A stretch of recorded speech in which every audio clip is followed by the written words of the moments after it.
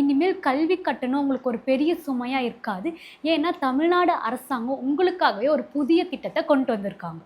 அது என்ன திட்டம் அப்படின்னு பார்த்தீங்கன்னா, 2 ஏக்கருக்கு குறைவா இருக்கிற விவசாய நிலம் வச்சிருக்க விவசாயிகள் குடும்பத்தை சேர்ந்த மாணவர்கள் கல்லூரியோ அல்லது பல்கலைக்கழகத்தையோ படிக்கும்போது, அவிங்களுக்கான உயர்கல்வி கட்டண சலுகை விலக்கு அப்படின்னு சொல்லிட்டு, உயர்கல்வித்துறை அமைச்சர் விஸ்வநாதன் வந்துட்டு சட்டப்பேரவையில அறிவிச்சிருக்காரு.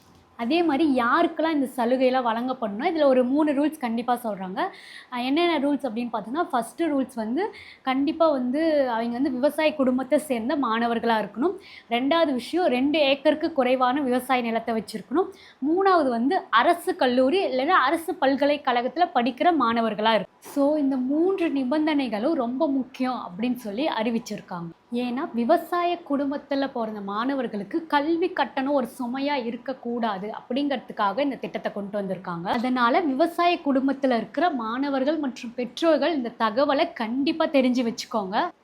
இந்த திட்டத்தை எப்படி அப்ளை பண்ணணும், இதுக்கான ப்ராசஸ்லாம் என்ன, டாக்குமெண்ட்லாம் என்ன அப்படிங்கிற விஷயத்தை நீங்கள் தெரிஞ்சுக்கணும் அப்படின்னா டாக்குமெண்ட் அப்படின்னு சொல்லி கமெண்ட் பண்ணுங்கள். இந்த மாதிரி பயனுள்ள தகவல்கள்லாம் நீங்கள் தெரிஞ்சுக்கணுன்னா கண்டிப்பாக நம்ம சேனலை ஒரு ஃபாலோ பண்ணி வச்சுக்கோங்க.